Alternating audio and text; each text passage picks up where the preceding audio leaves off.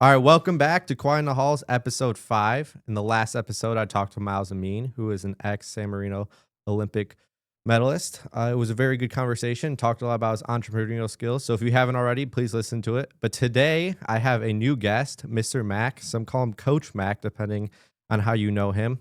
He is an econ teacher and a football coach here at CC. So please welcome Mr. Mac. Hey, thanks for having me. It's a Yes. tremendous honor, and I didn't know that was your last guest. That's a big shoes to fill there. So, but we'll try our best here. Thanks for having me. No, of course. So obviously you just came off a win off of CC state championship, great win. Love the atmosphere. CC fans here went crazy. For you, what was it like? That's just probably the biggest thing. Um, it was a tremendous honor and kind of like a perfect culmination of really not just 1 year, but like a 2 year journey for this particular group. But then also I've been a part of Catholic Central football my whole life. So, I won. I was very fortunate to be a part of, two state championship teams as a player. And then when I moved into my coaching career, this was definitely something I always wanted to experience. And so to be able to accomplish that goal and do it with such a tremendous group of guys, you really couldn't have asked for more. And sounds like you were there, and for all those who were there, they know exactly what you were describing. It was really a perfect environment, just for the whole community of Catholic Central. Obviously, we're very proud of our team and everything that they accomplished. But just seeing students, the alumni, and the whole community, we get this opportunity, to put the best face forward of Catholic Central and everything we have to offer, and everybody gets to see it. So, my level of pride was, through the roof in terms of, getting to show the state and really the country. I mean, if you look at how we're marketed now, some of the great work from, our media team and students as well, and sort of sharing what's going on here at Catholic Central. We get seen from coast to coast, right? And so Yeah. people got to see what I thought was one of the best things we have to offer, which is our community and the pride and the spirit. So what a tremendous experience. I just feel so blessed to have been a part of that. Yeah, that's great. You put your mic just a little bit closer, please. Yeah. Thank you. No, that's great. For coaching football, what type of coach are you? Are you offensive, defensive? Great question. I wear a lot of different hats. My main role is I am coach of the offense. Okay. I'm the run game coordinator. I work in conjunction with our main offensive coordinator and quarterback coach, Cody Patton, who is a phenomenal coach, and what a great addition to Catholic Central. And then also I'm the special teams coordinator, so all of our kicking game units. But just like what you see on the field with the guys, coaches, nobody does it alone. I get to work with some tremendous guys, so in both those roles. So, but those are kind of my main avenues. On a daily basis in practice, I work with the tight ends, I work with the H-backs. Got to coach some tremendous guys there too. So that's kind of what I've been doing the last couple of years. Been coaching for 20 years. Wow. So I've done a lot of different things. I've done offense, I've done defense, coached at freshman, coached JV. Now I'm on varsity since 2012. So, and it's been a very fulfilling experience. You love working with young people, and no better place to do it than here. Of course. How did you originally get into football? Did you play it? Did you just turn on the TV and just like it? Just like me, I was like, probably won't play it, but love watching it. How did you get in football? Well, those who have been around the Catholic Central community for an extended period of time, they know, my father is the famous coach Tom Mack. So pretty much from the time I was born, football was a part of my life. And we were never pressured, to get into the sport. We just kind of fell in love with it naturally. So, I started playing, and, I kind of knew I loved doing it. And, you come to a certain point that in your life where you realize this isn't probably going to be what you're going to do as a profession. 1% of 1% is people are going to, be a pro football player. So, and then when I went to college, I actually went to be a journalist. I think most people don't know that about me. Wow. I thought I wanted to, be on ESPN and be like a sports broadcaster. But what I figured out is I like talking sports.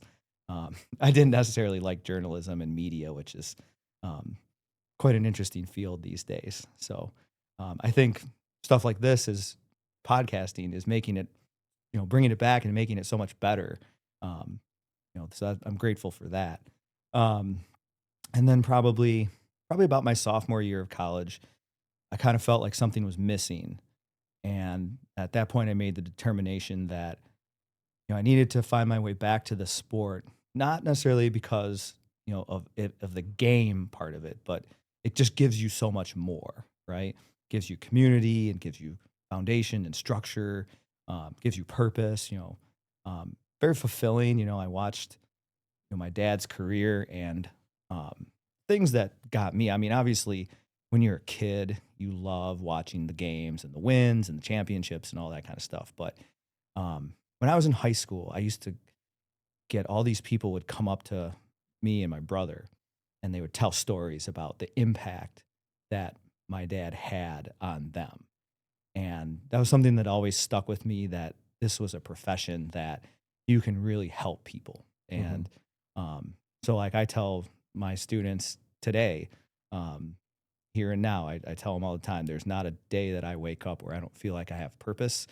Um, and so, the game of football is just kind of like the vehicle for that. So, Mhm. yeah, when I was in college, I was still going to Michigan State, and I was 21 years old. I made a determination that I wanted to get into coaching.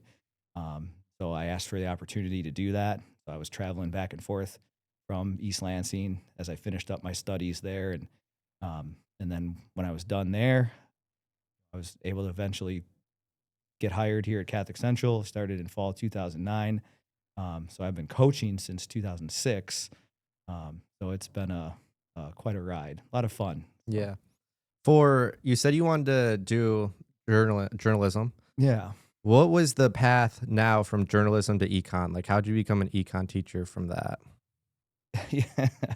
Um, I wish there was some magic moment or story. You know, but really it goes back to probably my family and my household.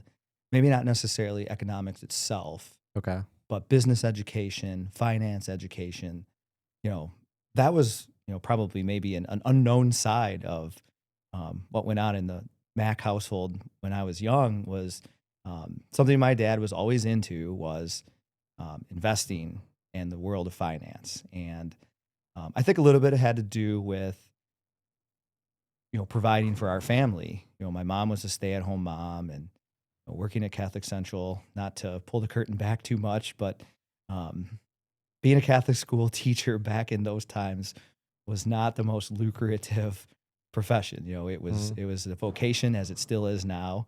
Um, but we were very working class, middle class. And so, my dad, his determination was to educate himself in personal finance and investing to make sure he could take care of his family. And it was something he always shared with us. I remember, I was not 10 years old. I could have been 5, 6, 8 years old. And him sitting in the front room in the morning with his cup of coffee, reading the newspaper, and he would teach us how to read the stock page. And this was before the internet, right? Mhm. So, just those little memories. And then, he was always reading books about personal finance and um, educating himself on how to create wealth. Um, and so that was just something that kind of permeated over to me. And so when I got to college and I was kind of trying to find my path, that was something that had been ingrained in me and I thought I'd give it a try. So, um, and I found out I didn't just like it, I loved it. It helped explain the way the world works um, and just the opportunity, I know how much all that stuff has helped me uh, provide a foundation and for my family, and the opportunity to pass that on and pay it forward to young people now is it's very fulfilling. So it was just kind of a calling in that regard. Some of it's the content, but some of it's also the um, the opportunity to help other people as well. It's um, you know, personal finance and education can open a lot of doors for you in terms of, they talk about the American dream. Of course. To me, that's really what it's all about.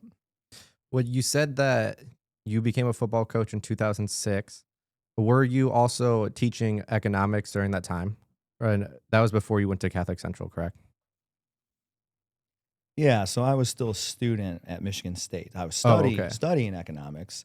I graduated in spring of 2008. Okay. I had to do a year of student teaching. I was at Southfield High School for that. Mhm. That was a very interesting and really fulfilling. I met some really great people over there. It wasn't anything like what I thought it was going to be. I was very intimidated at first. It was my first working experience. I was a student, teacher, not getting paid, but it was very intimidating at first. And by the end, it was, I didn't want to leave. It was a great environment. I worked with some really great people. Um, and then in fall 2009 is when I got hired here. Um, and when I got hired, economics here was not a um, mandatory course. It wasn't required.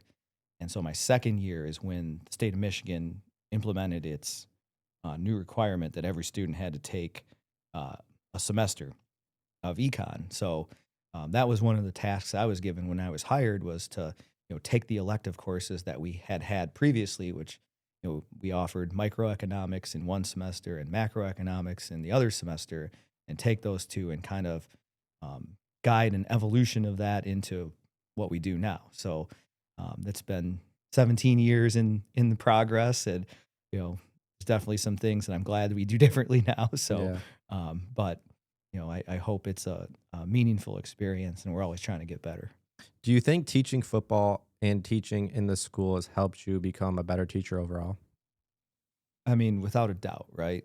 Mhm. So I remember, I'm going to share a story that's not necessarily mine, Okay. but I did one year through the Michigan High School Football Coaches Association. I did a leadership development program, and it was part leadership development and also networking. And guy who was my mentor, he told me his story of getting into teaching and coaching. And I remember he wasn't a teacher by trade at first. He was coaching first, just like I was.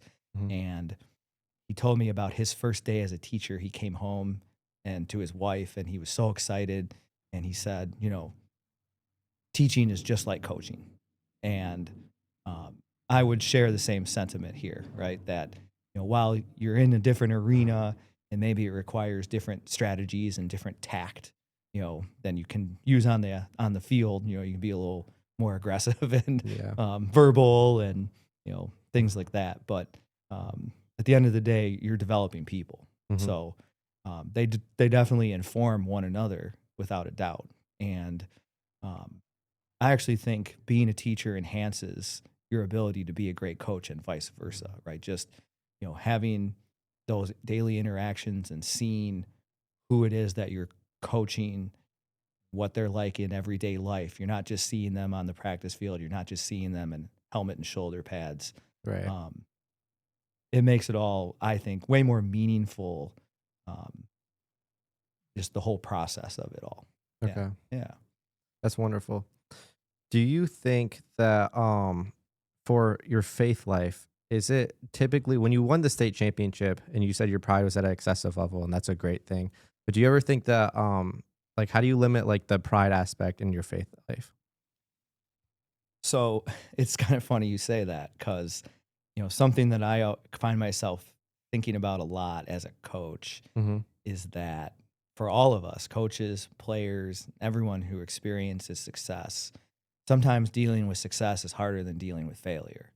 When you uh, go through some kind of hardship, whether it's losing a game, something like that, you know, your path back to redemption is very clear, right? Mhm. You can go back and look and see what you did wrong and, make those corrections. And, then it's just a matter of, how hard are you willing to work and are you willing to put the time in and correct it?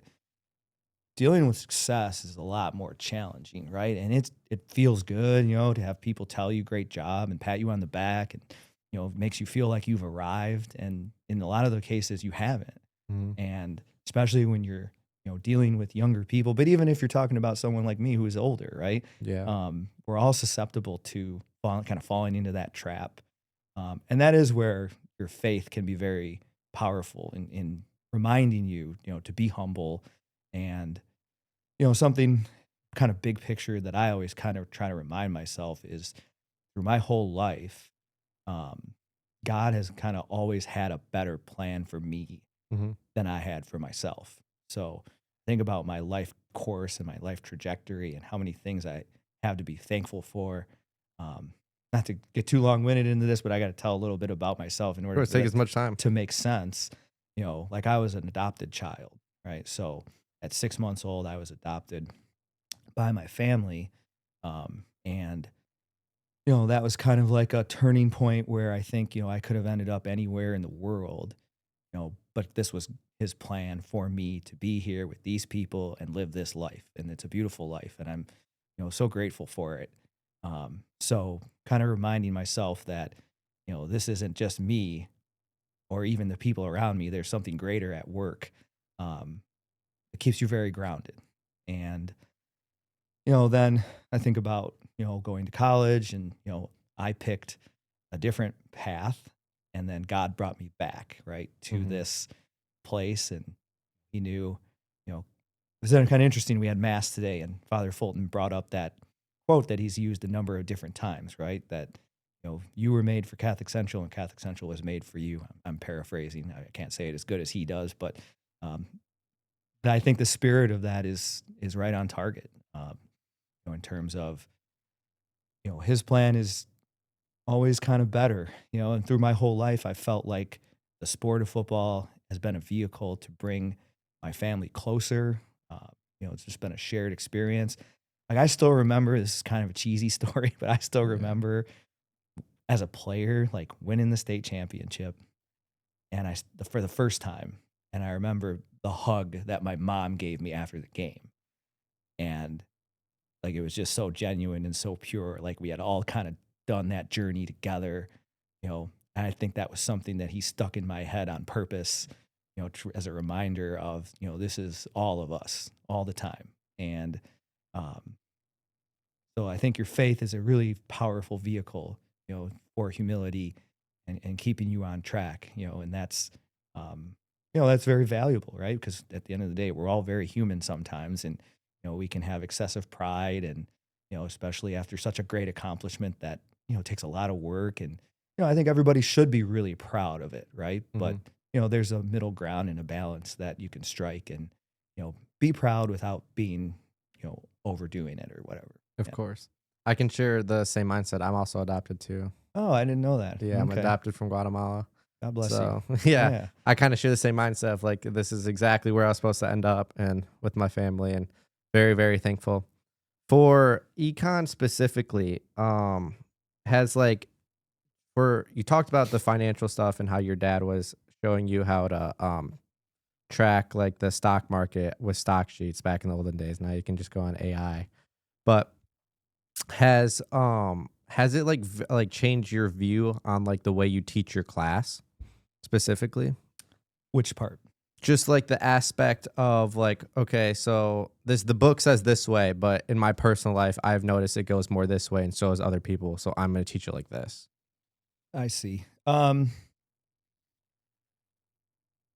I think my experiences um, just kind of enhance some of those foundational ideas, right? So, um, I find myself more and more in my teaching. I have more, I guess I guess it means I'm getting older, right? So, Hmm. but the more I live, the more real life experiences that I have, and I just try to share those with my students, right? Like the textbook is, and these foundational ideas are they're static, and then it's up to us as educators, right, to kind of layer on top of that and share what we can with our students and try to, you know, build their understanding through, um, real life scenarios. And, the fact that that's the nice thing about, economics, right? Like if you're teaching science and you're talking about going to the moon, how many science teachers have been to the moon, right? Right. But in terms of like some of the lessons in economics and personal finance, right? These are things that like all of us are living every single day and the challenges that we're dealing with on a regular basis. So very relatable is why, and useful. It's kind of a selling point that I start off with on day one is when I introduce the class, I try to make the point that whether business education and personal finance education and economics is right in your wheelhouse, or whether, as a, high school senior ready to graduate and go to college, if you're like, no, I'm a doctor, I'm an engineer, I'm a lawyer, I'm going a different direction, all of this is relevant to you, right? So with that relevancy is why I really enjoy teaching it. Because I think it's helpful to people um, in any avenue, in any aspect of life. For I've asked the other two teachers I've had on, I asked, how do you keep your class from becoming monotonous and repetitive? Because I know you guys teach a lot of the same thing. So like, what type of tactics do you use? Um, I do think there's there's always going to be some of that, because I think despite this is just a personal philosophy, I guess, right? Hmm. Despite the messaging that I think is sometimes out there, I do still think that young people thrive on structure. Okay. So over my years, you kind of learn what works and what doesn't, and you want to kind of lean on that structure. And even if it is monotonous for, myself, because I'm teaching the same thing, a couple times a day, you got to kind of remind yourself that this is the first time that this young person is going through this. Now, as your class starts to roll on, and I think maybe this is what you were kind of referring to, you get into the first month, the second month, the third month, and, now the guys are getting used to the routine. How do you keep it, from getting too monotonous and too much into the routine? I honestly think the students are the greatest tool for that, right? Get them involved, and let them start to have a voice and lead the classroom. Um, to me, that's probably the biggest uh, resource that any of us have at our disposal. To keep things, and offer variety. Yeah. For when you left high school, and maybe your dad had more of a bigger impact on you, but like, what's one piece of financial advice that you'd give to an 18-year-old? Okay. So something that my father always emphasized to us, and I didn't take it right away like I should have, but I eventually got there. And I teach it in my class, and I highlight it the same way as I'm going to right now. If there was one thing that I would want them all to know and do right away, is open a Roth IRA and fund that baby religiously. When it comes to investing, time is your number one ally. And so don't wait, start now. Okay. Um, I was talking about this today in my class, actually, and you might remember this from the first semester, is I always try to explain to everyone, young, old, and everybody in between, people don't fail at investing because they're not smart enough. They Mm, fail at investing because they don't have the discipline for it. Are you willing to put aside what you want right now in order to achieve what you dream for yourself later on down the road, somewhere in your life? You're chasing that American dream. You want to build that beautiful life for yourself and for the people around you. You have the discipline to do it. mhm. Start now, make it religious. Start putting money away and let time be your ally. And you'll get there. It's not a complicated process, but it is challenging. I'm not going to downplay the fact that, it takes a lot of work. It takes a disciplined approach, right? Especially in the world we live in nowadays. It's challenging, with the things that young people are exposed to on social media. We all want it right now, right? It's very consumer driven, very materialistic. Um, I like to think that the culture at Catholic Central helps you build your armor, so to speak, right?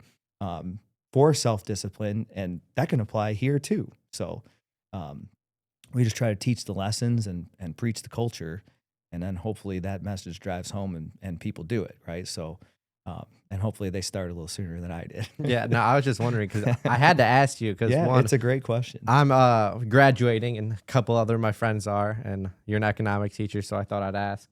But besides doing football and teaching, what do you think the real purpose of school is as a whole? Yeah, this is a great question. So, and I think you can find the answers, like when I think about the things that I do, to me, the answer is like your soft skills, right? Developing your socialization, developing your leadership skills, your time management, your organization, like all those types of things, right? And these are all things that we get both in the classroom and we get them in sports as well. Now, football certainly is my avenue, but you could apply that to any sports. You know, like people talk about the sports culture here at Catholic Central, and they can talk about it in a number of different ways. I think part of having a all male student body is like a lot of guys like sports, right? So let's use it to teach these things. You know, um, I remember some of my coaches, like Coach Anderson. He was my coach uh, when I was a sophomore here in high school, back on Breakfast Drive, and he would always talk about the football field is just an extension of the classroom, right? I mean, a lot of coaches we see ourselves, as teachers, um, of a different brand and a different variety. So, and to me, that's like when you think about education as a whole, it's not just bookwork. I think Catholic Central, you think about our culture, we talk about developing the whole person, developing the whole man, right? Um, that certainly is educational. That certainly is spiritual, but it's also these, intangible things, that you can find in a school. And I think sometimes there's a lot of the educational world that it gets too wrapped up in, test scores and grades and all that. And certainly we want achievement, right? We Hmm. want to help people, climb the ladder and if their goal is to go to Stanford or go to Harvard or something like that, we want to help them get there, right? But, I think sometimes there's so much emphasis and stress placed on those types of things. I remember having a conversation back in the fall with one of my students and just trying to explain to them, like, you are not your grades, right? Like Yeah. you're a tremendous young man with great qualities, and you know, just because you might get a A minus instead of an A, like that doesn't define who you are or take away from, you know, the great kid that you are. It's like I think sometimes we've kind of lost the plot at times in some of this stuff, and we got to recalibrate and remind ourselves what a school community is really all about and is developing people. For sure. And Catholic Central, for anyone listening who's not here, I recommend coming here. Great brotherhood. Specifically, everything Amen. you just said. For so that 1 year that you were teaching before you came to Catholic Central, what made it so special compared to what Catholic Central is? You mean when I was student teaching? Yeah, when you're student teaching. Well, obviously it was very different, right? And um, I'd say it was very apples to oranges, you know, to Okay. Catholic Central, right? Um, I was a student teacher in a inner ring suburb, very different demographically, um, socioeconomically, you know, very different in that regard. Um, but a lot of my memories were at the end of the day, kids all kind of want the same thing, right? They want to be cared about, they want to be challenged, they want to be developed, right? Those kind of things are all universal, right? No matter who you are or where you come from, you know, I very valued like getting to know those young people, and it's been a long time. It was 2008, but I still remember a lot of them. Hmm.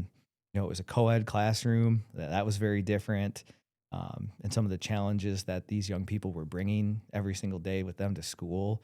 I hope that maybe they one or two of them still remember, a conversation or a lesson that I gave them because, like I said, I still remember them. And then, I think it's the foundation of any successful organization is always going to be the people.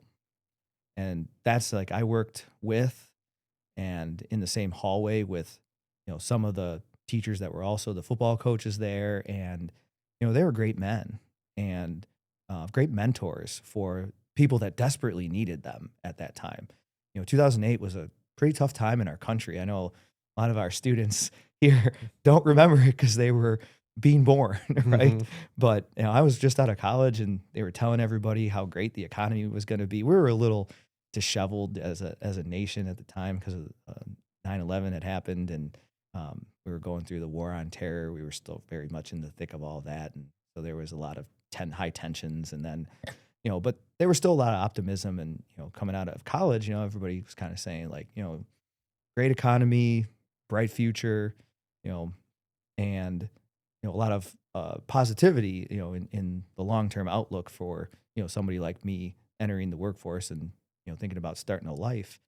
And then in October, right, the economy goes in the tank, the housing bubble bursts, and now everything's kind of been tipped upside down on its head. Um, so you're kind of like watching these families go through some of this stuff, and they're bringing it to school, and um, so, like I said, they having strong people for those kids to lean on was, I think, crucial at that moment. And maybe even at that age, I didn't even realize it as much as I do now. But it gives me an even greater appreciation for having some really good role models for a teacher who was still kind of trying to learn how to do all this stuff. So that's probably my biggest memory from that was just really good role models from the people that I worked closest with. From a economic standpoint and just like as you're a little bit older, when do you think like now like is the best time to start a family or just like something that like you should look forward to in life? Starting a family? Uh-huh. So that's an interesting Like what question, time period? I don't and know. I'm I just and I interested. have some interesting thoughts on that. I don't think I have a concrete answer, Okay. but I'll give you the observations that I have, which is that people are waiting longer and longer to start families, Right. right? And there are different reasons for that, um, which I think there are pros and cons to that. The realities of cost of living, Mhm. um, you know, it's becoming harder and harder, right, to, you know, chase the American dream as an idea, because of how expensive everything is. I look at interest rates and cost of a house, nowadays, and I think, how number one, I was fortunate to have had to do it when I did because now trying to get started, I think that's a very big hill to climb. So I do, in one sense, understand um, why people wait longer. On the other hand, there is a biology aspect to it. Um, and so, we got to take that into consideration, which is not necessarily my expertise per Yeah. se, but I can do math. Mhm. Um, uh, one piece of advice that I remember getting when I was a young person, just married and getting started, was that if you wait for the perfect time, you'll never do it. Right. So, people try to do their best to get all their ducks in a row, right? And, find that perfect formula for when they have just the right amount of money and just the right house and just the right everything. Um, my advice would be if you find the right person and you have the right values, you're going to be okay. You'll find your way. Mhm. So, if you're, and certainly here at CC in our culture, right, we want to raise, or develop, successful professionals, but also, great husbands and great fathers and men of great character, right? So, to that end, if I, try to develop people that have that goal, family life is incredibly fulfilling.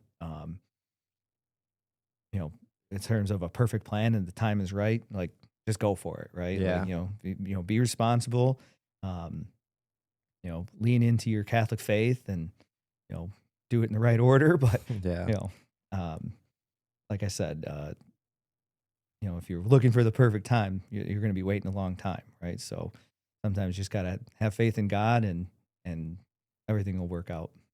Why do you think it's harder to achieve the American dream than it was for you guys?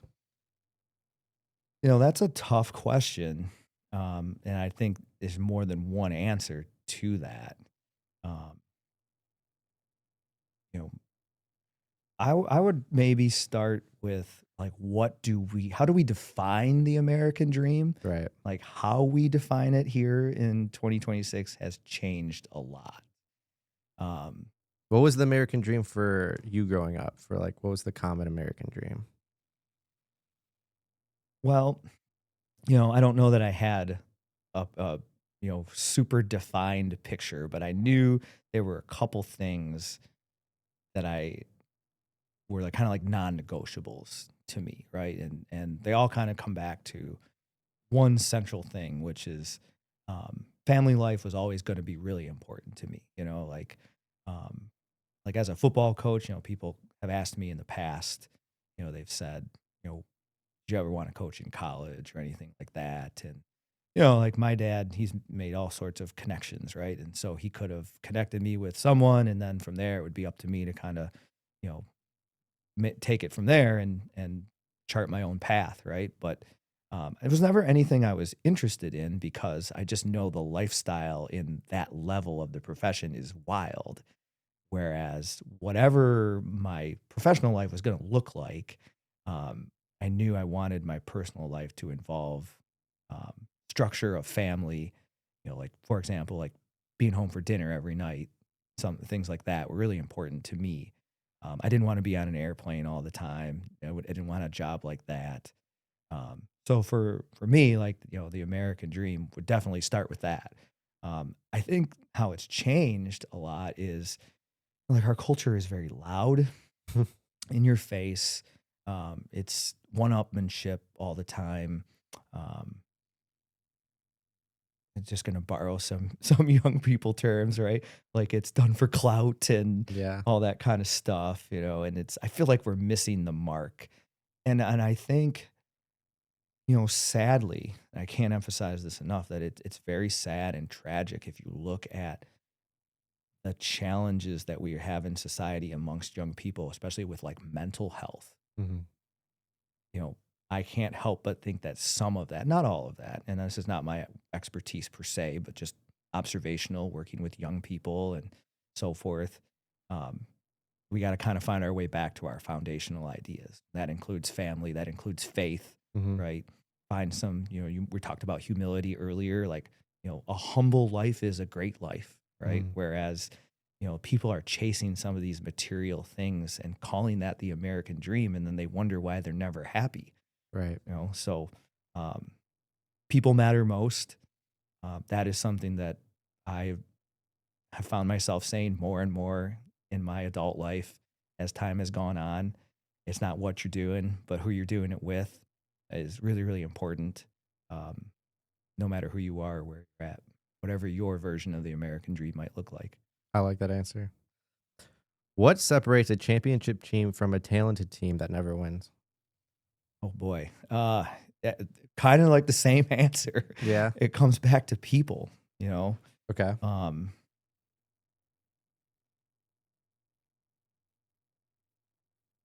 can I tell a story of this year's team? Of Kind of, course. kind of, Yeah, of kind of course. I think answers the question a little bit, right? So now a little bit of this is maybe a little candid, but the season's over, so maybe I could tell the truth to some degree, right? Is that speaking of talented, right? Like um, coming into our season, I knew we were gonna. This was maybe, and I think in retrospect, I can say it as an absolute, the most talented group of players that I've coached in 20 years.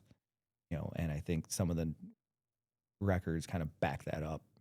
Guys who are scholarship Keep it players and closer a little bit. Sorry. yeah, that's okay. Guys who are going on scholarship to play college football and things like that, kind of reflects that level of talent. Um, my question was about the team. Would we be mentally and emotionally tough enough to go through the whole thing again after the season prior had gotten so close and just come up short? Mhm. And some of the players we graduated were really physically tough and mentally strong players, great leaders. We had some voids to fill in that department. And, I can be as optimistic as I want as a coach and like the players that I'm coaching, but some of that has to be proven. It can't just be me saying, I really hope this happens or I really want this to happen. So, that was a big question mark. And then um, after the second game at Toledo, we were down at halftime and being in the locker room there, it was a very intense moment, but also very confident. And you could kind of feel like the the scenario was presenting us with the opportunity to go ahead and go prove that. And we did. We went out and came back and we won the game. We scored 21. They didn't score again. Um, and I remember walking off the field at that and I went, okay, we really have something here. And what it was, we had the character, right? We had the emotional toughness, we had the mental toughness, calm under pressure, guys that weren't afraid of the moment, right? Talk about dare to be great. They weren't afraid of, when the moment called upon them to make it happen, right? The spotlight wasn't too big, whether it's big plays or little things, right? Hustle plays, tough plays, making a great block, chasing down the quarterback, whatever it was. You had very selfless guys who are willing to do anything and everything for the team, right? And these are all types of things that take a good team with a lot of talent and make them into a great team. Like these values of toughness, this selflessness and camaraderie, And then from there, it was there were other moments like when we beat King in Week 9. I went, okay, we're tough enough. We're also talented enough. I think we can beat anybody at that point. So, but that first step, that was really important to us. And those intangibles, we love to call them here. We refer to them as X factors. Those things make all the difference in the world. We played some really talented teams this year, Hmm. and I would argue that that's where we kind of were able to gain a great advantage over a lot of our opponents was in those departments, those you know intangible qualities for sure. I don't know. I mean, these are my words, not yours. But I don't know if the other teams were that talented. You guys just destroyed them. I'd leave at halftime, and be like, "We're up by 50." I'd be like, "Mom, I'm coming home early." Well, if you're just looking at the outcomes or just looking at the scores, um, there were certainly some that were lopsided. But I have a lot of respect for Of the whole course. process. It's really what makes it so satisfying. The whole journey is just knowing what goes into all of it and what it takes to win, right? Hmm. So, I look at some of our opponents that we play on a regular basis, whether they're local public school teams or whether they're our Catholic school rivals, and um, like it's winning is hard, right? So I hope everybody really appreciates that part of it. I know I do, and I don't take anything for granted. So this was a pretty special group and a really special journey. You know, and that's why I think that the kind of like the afterglow has lasted as long as it has Hmm. for, it's for a reason. Yeah, it's been great. Economically speaking, how do you think education in schools will look 10, 20 years from now? Yeah. So this is a good one and I don't want it to sound like I'm punting, Hmm. but I don't have a crystal ball to be able to say absolutely, it's going to look like this per se. But I'll offer a couple of observations that I have when it comes to economics and education as a whole. Number one is I think that the world is evolving faster than it ever has before. I look at from the time I was a kid to now, change, like they say, change is inevitable. Not only is it inevitable, it is happening faster than it ever has happened before. So, like now we're on the cusp. We're about to live this AI, artificial intelligence revolution. Hmm. And I really don't think that that's too strong of a word. That is kind of what we're right on the cusp of it starting and prepare for takeoff, right? So, um, that part for sure. But more than anything, whatever the future holds, when I was sitting down and thinking about this, my belief comes back to that I always believe in the ingenuity and the resilience of young people, and that whatever the future might look like, it's going to be for the better. There's a lot of fear talk about this stuff, right? Hmm. And it probably was the same at the birth of the internet. I was just in a different part of life, so I didn't see it that way. Um, well, I'll give you one, I guess, is, I was in high school when we went through the year 2000 and Y2K, if that means anything to anyone. There was a fear of, when the calendars and the clocks all changed over and, Hmm. we went from 1999 to 2000, right? That there was going to be some cataclysmic event and there was going to be this horrible thing. And, all our systems were going to break down, and nothing happened, right? So, um, is there an adjustment period? Are there things that we're going to have to adjust to? Absolutely, right? Um, but I do think sometimes maybe that the fear of the unknown is maybe overrated, and if we just keep the faith and believe in the talents and abilities of our young people, um, everything is going to work out for the betterment of society and humanity, right? I mean, there's always two sides to it, right? And Yeah. people that want to use it for selfish reasons or whatever. So, but in terms of the world of education, I think, um, like I talk about, AI and the different tools, and I always try to market them and explain like, hey, these are efficiency tools. They can help you do more. They can help you do more faster, right? Like we're just getting started in terms of our potential here. So I think it's more exciting than anything. What is it concretely, absolutely going to look like?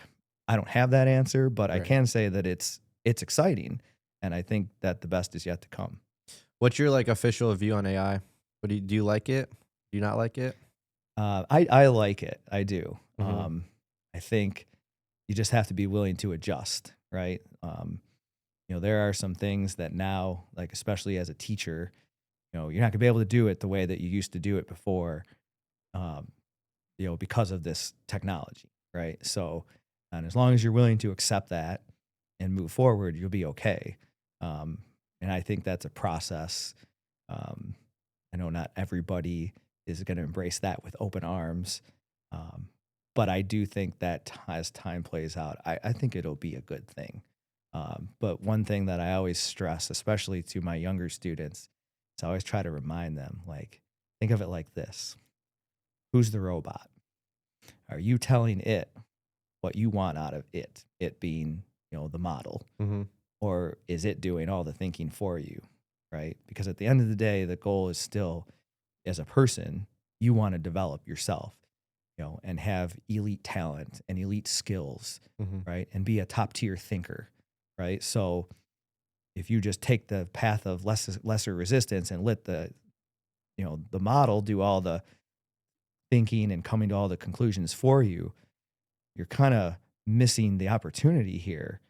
Whereas if you use it as an enhancement and an efficiency tool, we have the ability to develop people's knowledge and talent and skill sets greater and faster than we ever have before. So to me, that's a really positive thing. And it's going to take a minute to figure out what all of that looks like in the classroom and in society as a whole. But I do think in the long run, I do think it can be a good thing. What are some type of activities or hobbies that you do that some people wouldn't guess? Okay, so people wouldn't guess. I don't know if maybe they'd guess or maybe they wouldn't. So, but uh, you know, you spend a lot of time, in a profession like this. You want to try to be active. That's kind of something I place a lot of value on. I've been an athlete for most of my young life, and then as I moved on to the next phase of life, it was just something that I always found valuable, especially with the way that we live now, more sedentary lifestyles and things like that. So I'm a pretty active person. I try to run, I try to lift, I try to do things like that, and then um, like family time beyond that is probably my number one thing.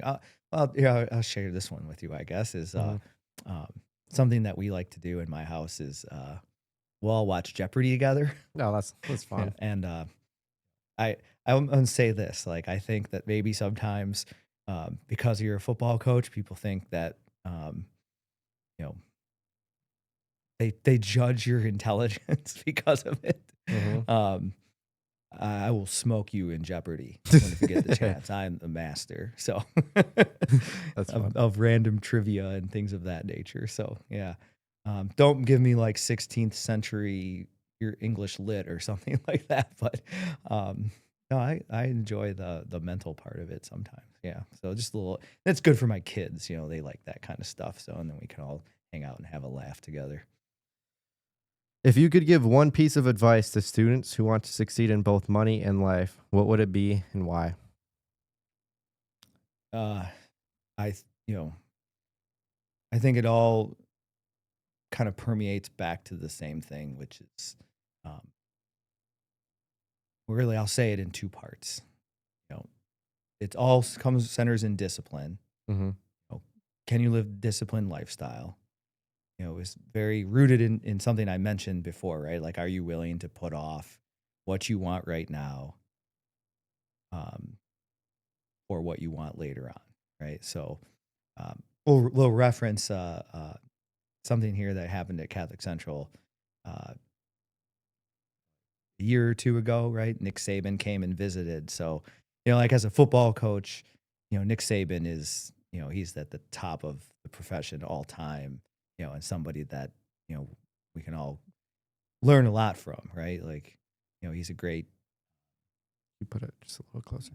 yeah, I know I can hear you. He's a great role model, a legendary coach. You can glean a lot of really great things from, his stories and his lessons. And so, this is kind of paraphrased from him, but I think it's really valuable, in not just in sports, but in any aspect of life. He talks about, your daily life comes down to making two different types of decisions every day, and one is you know making a decision of doing the things that you have to do versus doing the things that you want to do. Are you disciplined enough to do the things that you have to do? That's one choice that you have to make. Then the other choice you have to make is, you know, things that, are not good for you. Do you have the discipline to stay away from those things? Yes or no? Right. So, um, whether it is in athletics or whether it's in academics or whether it's in your personal life, whether we're talking about a young person, whether we're talking about an adult, none of it really changes. It still comes down to all those two choices that we all have to make every single day. And then do you have the discipline to do that? And then I'll add my own layer to it is, anybody can do anything once. Do you have the toughness physically, mentally, and emotionally to do that over and over again every single day? We call it the grind, in a lot of cases, right? Sports, we love to talk about that. Um, you know, my experience has taught me that that is when you find out what a person is really like, is go through something with them over an extended period of time that's really, really difficult, really, really emotionally, mentally challenging, and find out, are they tough enough and are they disciplined enough? Because anybody can do anything once. Anybody can do something when everything is perfect and they're feeling good and they're happy and they've got enough sleep and they've got enough money in the bank and Mm-hmm. all these things. And then you put them under pressure and you put them under stress and you watch seemingly the people who have it all together and have the most talent, and you watch them start to kind of wilt a little bit, right? And then things aren't quite right. Things don't happen in the way that they are.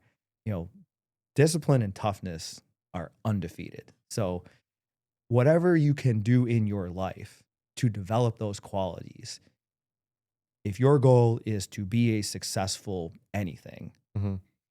I just don't believe that you will ever find that elite level of success unless you have those things first.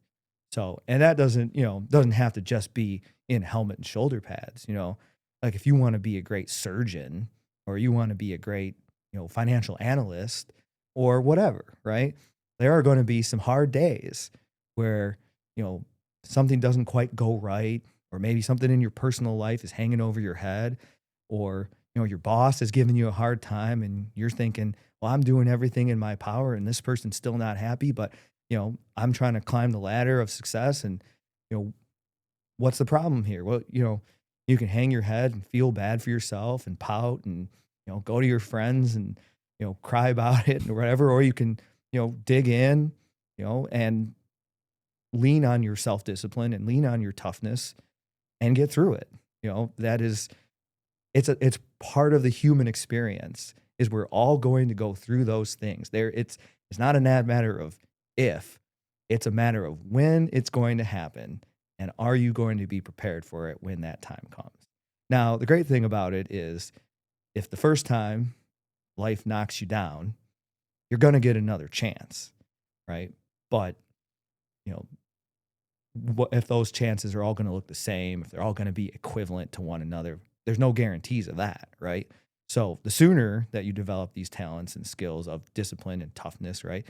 And really the only way to do that is to go through hard things. You know, I tell my own daughter, my older daughter, my younger one's probably a little too young for some of these lessons, but my older daughter, she's 13, and that's Mhm. something that we talk about. As I tell her, the only way you learn to do hard things is by doing hard things. You got to challenge yourself. So, with the end goal being to develop the discipline and to develop the toughness that not only do you want, but you need, because someday you are going to become so passionate about something and you're going to want it so badly in your life, whatever that goal and whatever that dream looks like.